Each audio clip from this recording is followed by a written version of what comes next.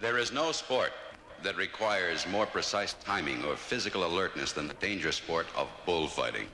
And this is one of the sport's most skillful champions, Dag Hereford. Mr. Hereford, you'll be entering the ring any minute now. Oh, really? Oh.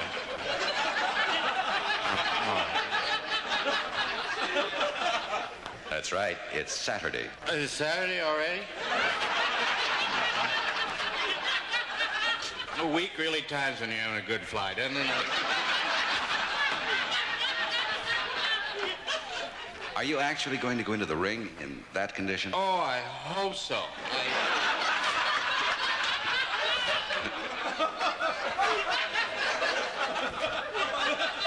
I guess, after all, it's not easy to get into that ring. Oh, you know it. I got 40 steps to go up, man.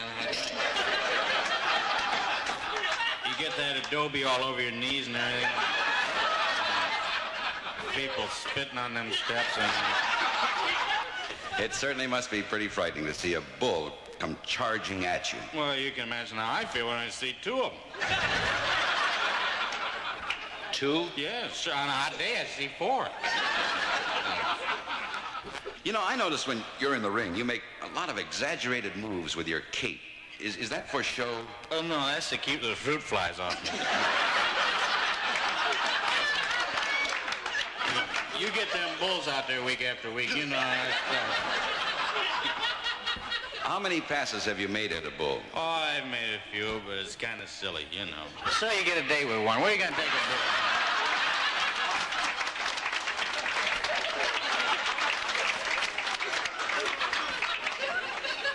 You know, I can't help thinking that you're actually just a little heavy to be a bullfighter. How much do you weigh? Well, I weigh 165 pounds, and 10 pounds would be 175. What's the 10? Well, the horn weighs 10 pounds. The horn? Yeah, I got gored by a bull once, and they operated on me, and they just left the horn right in there. So I weigh 175. Before they cut that bull off, I weighed almost a ton.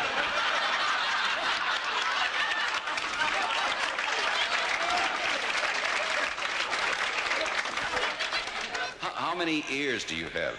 Two. How many do you have? No, I mean, were you ever awarded any ears? No, I wasn't. I got a hoof once, though. Oh, good.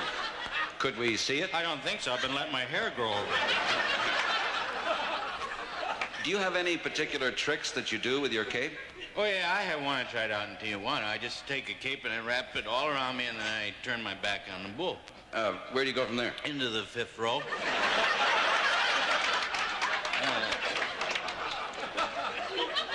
Dag, I hear the crowd yelling for you, so I guess you'll have to be going. Yeah, I suppose they're yelling. They probably want to see blood. That's one thing I've never disappointed them. You always bleed. I hate to say this again, but you're going into that ring drunk. Oh, I hope so.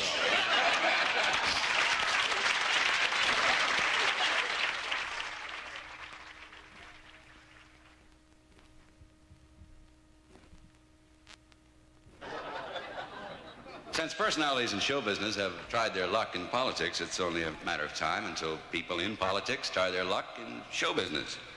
Now, when a person in politics decides to go into show business, he'll have to have an agent. And the conversation between that person and his agent might sound something like this. Just have a seat there. I have a couple of questions for you on this form. First of all, what is your present occupation? I'm a king.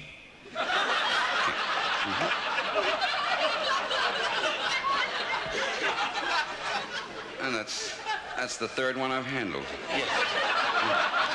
Incidentally, we'd like to thank you for what you've done for my brother. It's really gnarly. Yeah, he's never worked with chimps before. Do you have a family? Yes, I have a queen. Okay. Do you object to doing commercials? No, not at all. No, I don't do commercials on that. Just give me a little idea, will you, of what your day's like? Well, first of all, I get up in the morning and I put on an embroidered silk blouse, kind of like, then I put on a velvet vest, then I put on a heavy woolen jacket, kind of, then I put on my big cloak, and then I just kind of sit around all day. Yeah, that's deodorant ads. Do you have any pictures of yourself, any glossies? Well, I just have this one picture of myself. It's on a 5-pound note right there. It's our That's our basic money over there. Oh, you get yourself a nose job? No. That's the family crest. I'm right below the elephant. Here.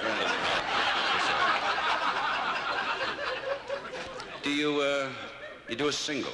Yes, I do. I do a stand-up at launchings. Yeah. Could I see a little of that act? Well, what I do is I face the ship, and I spread my hands, and I say, bless you. Is that your own material? Yes, yeah, basically. I tell you, man, I'll be honest with you. We're up to our, with Kings. Yeah. Tell you what, let me make just this one call here, will you? Sure. Yeah, give me the tink petty, will you? Your wife up there with you? Just on the balcony. Once in a while, she... Hey, yeah, listen, we got ourselves another king here. Yeah. Well, I thought you could get him someplace in the club, same stuff, does a launching, dedication, declares war, standard king, right? Yeah. No, man, I don't think he's cut out for that. Yeah, no. Well, next time, all right. Abe, thanks, man. Yeah, did he have anything? Well, he got a little something, but it actually isn't your kind of thing. It's a topless joint. Well, wait a minute. I mean, I understand that I'm just starting out and everything, and, I'm not particular, so I... Well, it's not that, actually. Oh, well, what is it? Well, you got to be at least a 32C, man. Oh.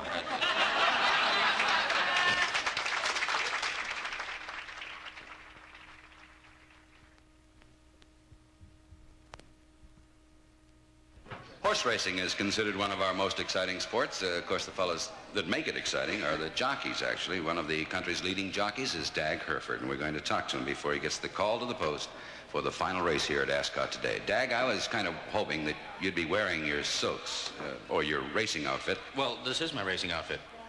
You wear just a coat and pants like that? Well, just when I have a horse in the last race that I'm riding, you see, by the time I get in, the locker room's closed. I used to wear my silks home, but, you stop for a beer along the way, and you know how guys are, it gets kind of sticky. I don't dance that well unless I can lead. How did you learn how to ride? Well, it was pretty tough at first when I started to ride. As a matter of fact, they had to tie me on the horse when I first started. Oh, really? Yeah, then one day they made the mistake of tying one leg to the starting gate and the other one to the horse. I'm telling you, when those gates flew open, forget it. Yeah. Well, what did you do? Well, I yelled whoa a lot. Yeah.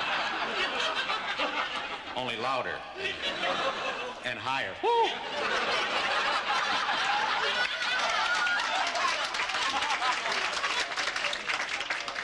I noticed that you'd never use a whip.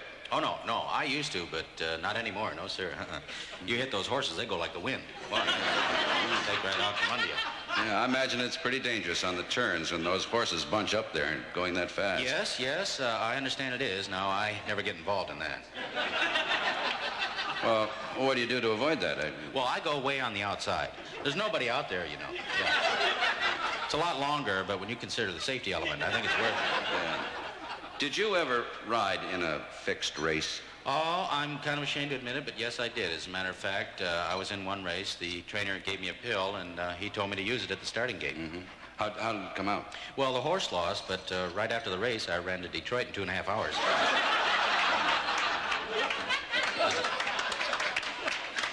Have you ever won a race? Yes, as a matter of fact, my horse won the Kentucky Derby last year. Yeah. Oh, great. Yeah, unfortunately, I'd fallen off the starting gate. But I got to see him come across. It was quite a thrill. It's a lot of booing and hissing, though. I didn't expect that. I suppose you're just about to get ready for the race now, huh? Yeah, I'll have to go down and meet the horse that I'm going to ride. Meet him? Oh, yeah, sure. We have to meet him, yeah. I mean, after all, how'd you feel if somebody jumped on your back without introducing himself?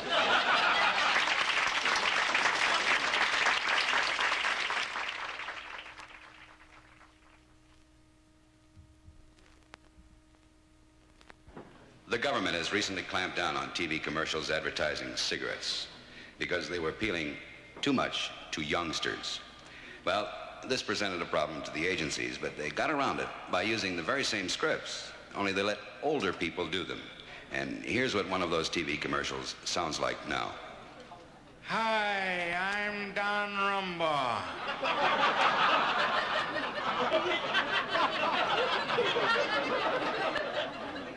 Speaking to you on behalf of Lucky Stroke Cigarettes. I'm 89 years old, but I still have fun at beach parties. Thanks to Lucky Strokes. Not that the flavor's so great, but I find if I don't eat before I smoke, I can get a little high. Oh, that's good. What I like about Lucky Stroke is that there's no filter to trap the flavor or interfere with the taste. Of course, denture stains are something else. That they do make you feel young. Just the other day, I said to my girl, Mrs. Stroud, she's a widow, I said, why don't we go skydiving? I thought it might take her mind off her late husband, who was killed during the war. Cheyenne got him.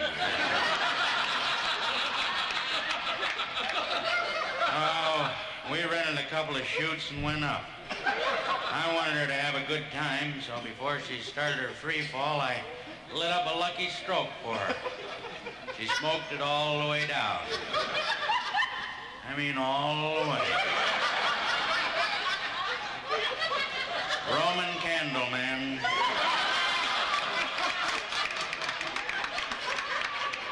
Blotto. I guess she hadn't eaten in a while. Kind of made her a little lightheaded. Not light enough. We identified her by her arch supports.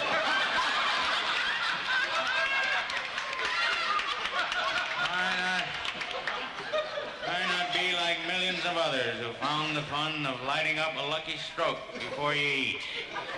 Remember, LSMCD.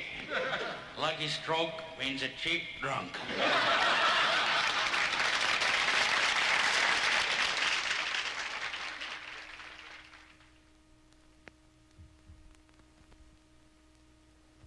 You know, in college football, if a head coach doesn't come up with a winning team, he's in a lot of trouble. Tonight we're going to be talking to a coach who is having quite a little bit of trouble with not only the alumni, but his players. And let's go into the locker room now, and we'll meet Coach Dag Herford. Coach Herford. Now, wait a minute. Look, we've had a lot of injuries this year, and I mean, you can't really blame the whole thing on me. No, you know, Coach, guys come up and they got dates and everything. You know, some of the guys, you know, you can't get these guys in the shower or anything. Coach? Huh? What? No, I just wanted to talk to you. Oh. You from the alumni? No. No, you know. No. Oh, I can't be too sure, man. I'm telling you. I understand that since you've been coaching here, you've lost 18 games in a row. Oh, wait a minute. That's a rumor. No, man. That's what it says in the official scorebook. 18 games lost while you were the coach. Oh, well, then it's not a rumor. Yeah. Good. Yeah.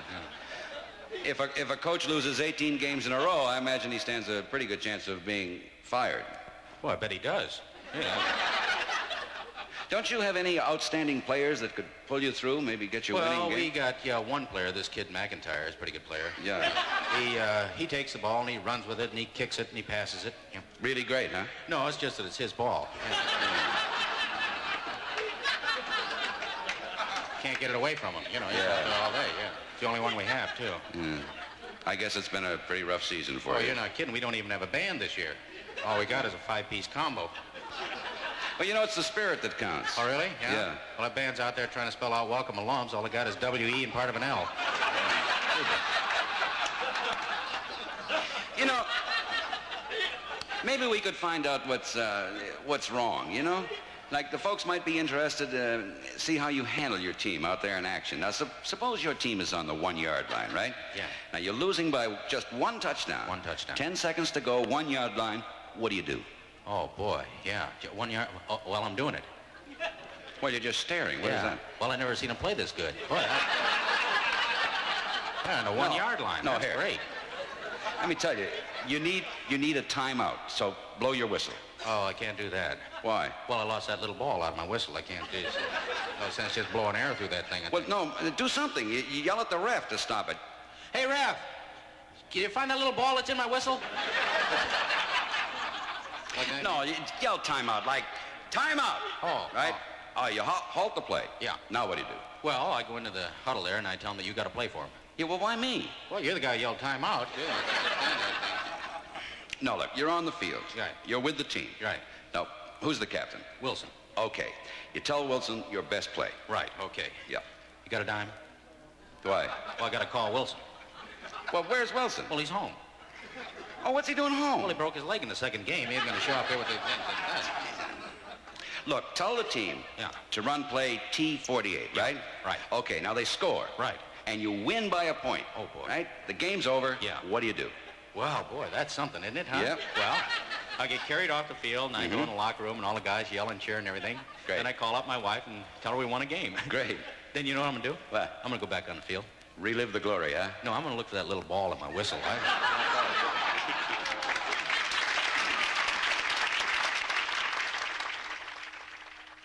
This is National Friendship Week, and tonight we're going to talk to a man who is a perfect example of what this symbolizes. We're going to talk to the Lone Ranger who befriended his faithful companion, Tonto. How did you first meet Tonto? Well, I had been shot, and Tonto found me, and he nursed me back to health. I think that's a perfect example of friendship. I don't know. I think it's the least he could do. He was the one who shot me. Well, why did he shoot you? Well, I saw him in a pass, and he had his broken bow there, and he said to me, "Nokola Tonto Nemiwa," which I thought meant, I give you my broken bow, you give me your gun, and we be friends. Is that what it means? No, it means I give you my broken bow, you give me your gun, and I'll shoot you. But didn't you actually become the best of friends later in life? Well, not really. As a matter of fact, he practically ruined my life. How? Well, he was always making me these stupid good luck necklaces and bracelets, and made me wear them all the time wherever we went. Yeah. Well, why would that ruin your life? Well, for years they thought I was the masked woman, you know. Couldn't you explain that to them? That Well, sure I could, but who's going to believe a guy wearing all that jewelry, man? Did Tonto teach you the ways of the Indian? Yeah, he taught me one little trick. He taught me how to jump from my horse onto a speeding stagecoach. Well, that certainly proved his friendship. Oh, I don't know. He told me to jump from my horse and hang onto the wheel. That's it. Good. Did he try to make up for it? Oh, yeah, he tried to make up for it. Yeah, he made me a diamond brooch. Good luck brooch, you know, but I was kind of mad about it. I wanted a pair of spurs. You weren't happy, huh? Well, no, I mean, it looked kind of silly traveling at the speed of light, yelling hi-oh silver and hitting your horse with a brooch.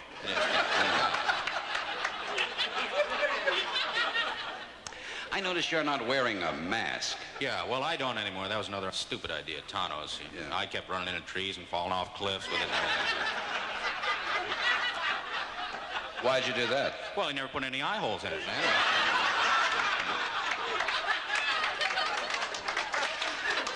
I'm sorry. I guess actually we were mistaken. You actually weren't too fond of Tonto. Oh, no, then. wait a minute. No, wait a minute. He's my best friend and partner, and I hope he continues to make those good luck necklaces and bracelets. I don't understand. Oh, I got a gift shop in Nevada.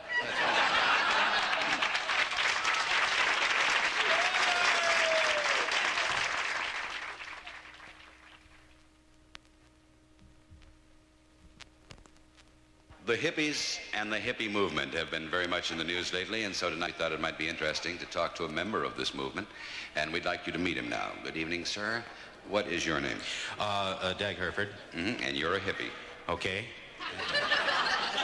No, I mean, I was expecting to see someone in, you know, the long hair and the way out clothes and sort of thing. Well, my wife and I have just been hippies for 2 weeks, so we haven't had a chance to let our clothes rot yet. Oh. You know, I understand letting your clothes get dirty is part of being a hippie. Oh, sure. That's right. As a matter of fact, we're going to a hippie formal next Saturday, so my wife's trying to get her dress ready. Yeah, what's she doing? Well, she's letting the dog sleep on it, and we hope it'll be done. How did you and your wife become hippies? Well, all you do is go to a meeting and put something in the pot. What you put in the pot? Pot. Well, whatever made you want to join anyway in the first place? Well, we like to play a lot of games, the wife and I, and we like to travel, and they said they'd be taking a lot of trips. Yeah. Have you taken any trips? Well, just one. We went down to Mexico. Yeah. Did you take LSD? No, we drove. My wife wanted to stop and see her sister. You see, no, you don't follow me. All you have to do to take a trip is to take a pill, and you're there. No kidding. Gee, that'd be a lot better than the way we went. Yeah. I lost 2 days' work. My car boiled over. I was wondering, how do you learn all those hippie customs, the things they do? Oh, well, you have to go to classes for that. Yeah. What classes do you take? Well, I took cooking, music, and riots. What did you learn in cooking? Well, we learned how to smoke bananas. Yeah? Well, how do you do that? Well, you preheat your oven to 350, and you put your peels on an ungreased cookie sheet, and you just put them in there, and eventually they smoke. Yeah. Well, what about music? Oh, yeah. Well, now, most of those guys listen to psychedelic records, but I just play the harp instead. You know, that might be interesting. Could you play it for us? Well, no, I can't now. See, I left my harp in San Francisco.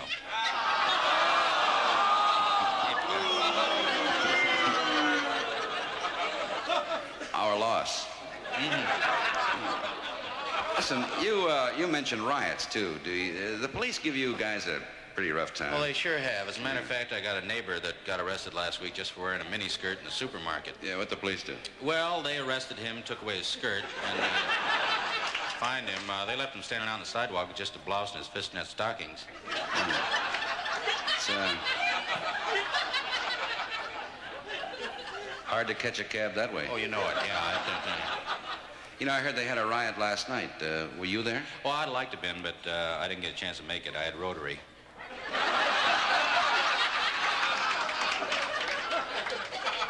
Well, it's been nice talking to you. And before we go, I thought we might get a chance to talk to your wife. See? Well, yeah, you could have, but she flipped out. Oh, little Wiggy on the drugs and things? No, she flipped out. I don't understand. Well, she was riding in the sidecar of my motorcycle, and I made a hard right, and she flipped out. Yeah. She bent my training wheel and everything. Peace and love. Peace and love? Yeah, that's where she fell out, down the corner. Peace and love.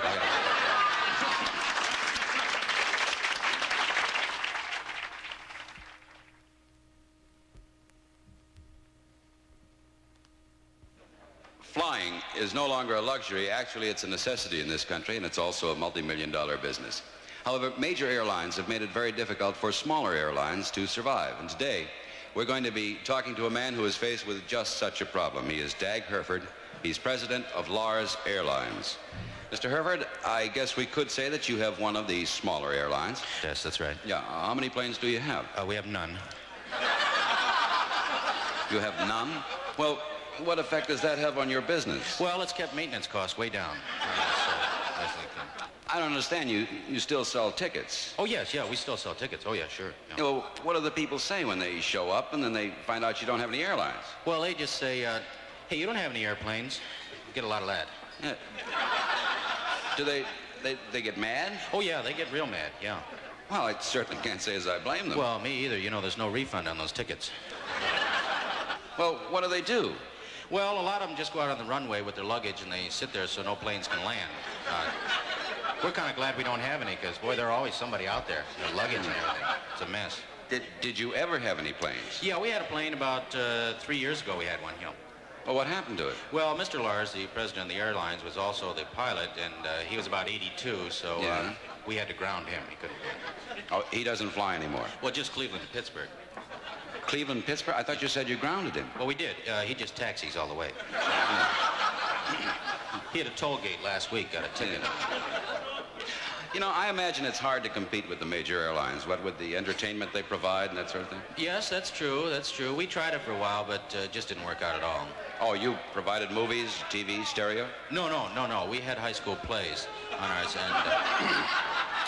and they tried to do Brigadoon one time. We couldn't get the plane off the ground. Just about the third tune. Just couldn't make it. How many types of service do you offer? We have two types of service, too. Oh, first and second class? No, we have in or out. Out? Yeah, we set up seats on the wing outside. So that must be uncomfortable. Yeah, they're just folding chairs. So it's... Do the passengers complain on the wing? Yeah, they used to because... You'd serve me? Oh, yes, Laura, stewardess. Mm-hmm. She worked, too? Oh, yeah.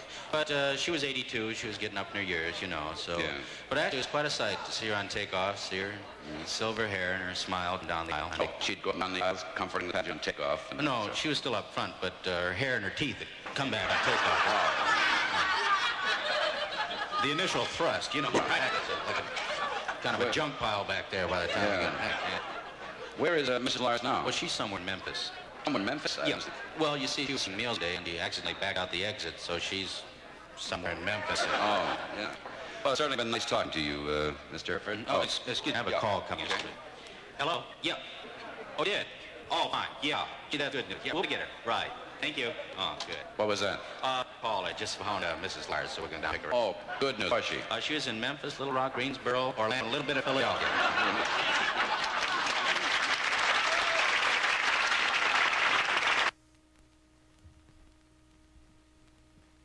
The fast-moving sport of soccer made its debut in this country just recently, and we'd like to get the players' view of how they think soccer is going over in this country. Tonight, we're going to talk to Dag Herford, the star of the new Polish team, the Kielbasis. Dag, how do you think soccer is doing in this country? Bomb. How would you say that in English? Bomb. Bomb. Yeah. Oh, that's what you mean. Yeah. How about the salary? How has that been this year? It's bomb. Oh, that's a bomb, too. No, the game of bomb, the salary of bomb. How the crowd's been? The bomb. What's that, bomb or bum? No, we missed the ball, that boom. Yeah, where did your team end up? Bomb. Bomb? The goulash first, the kabasi bomb. We on I bomb. see. What will you do during the off-season? Bomb. Barm? Yeah, go to Nick's barroom, shoot the shuffleboard. Shoot that. Okay. Before you leave, could you give us your opinion of America? Bomb. What was that? Cabbage, have that 3 times a day.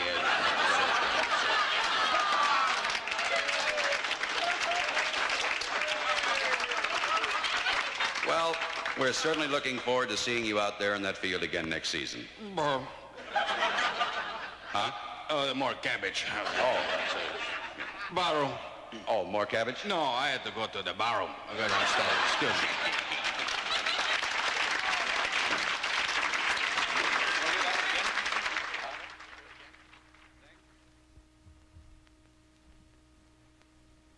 As you know, the results of this recent presidential election are final, and this marks a moment in history, for today is the first time in history a third party has succeeded in being elected president.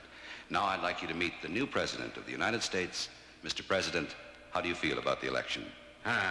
This happy day for all Apache.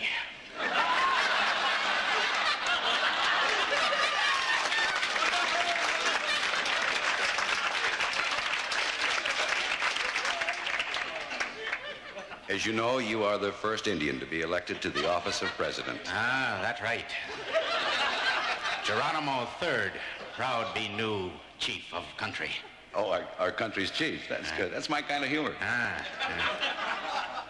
Do you plan many changes in government? Yes, we do. We plan to take back all land once Indians. Isn't that actually most of the country? That my kind humor.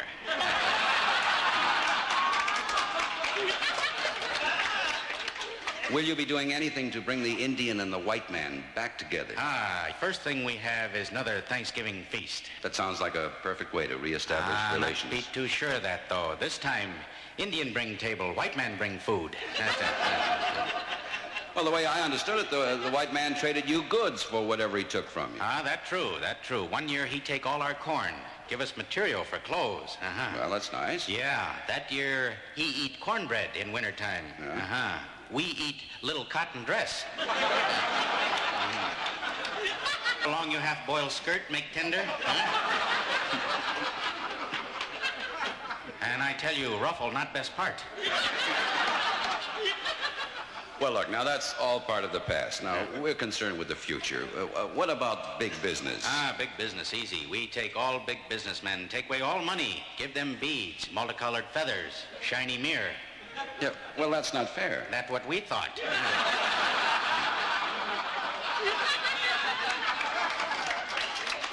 Well, what about war? War. We end all war. Take away all weapons. Give everybody acre land in Arizona. Well, that doesn't make any sense. That's what we thought. Also, in school, go and tell truth about Custer. Well, what's to tell about Custer? Oh, come on now, man, huh? What?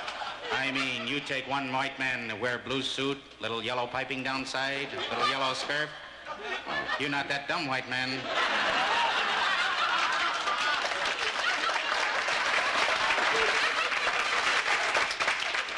All those guys run around and stand up in the saddle and say, oh. You'll not find that in Indian camp. It still sounds to me as though you're bitter. Don't you really know that time heals all wounds? Ah, that true. That what great-grandfather Geronimo say when he look at wound from musket. He say, in time that heal. Well, you're still not doing anything for the country. Ah, well, we going to do one thing. Make whole country happy. We take everybody here, send them back to country where they came from. Well, who are you going to start with? Us. Yeah, well, what does that solve? Well, that solve our problem. Yeah, but what about us? That's your problem.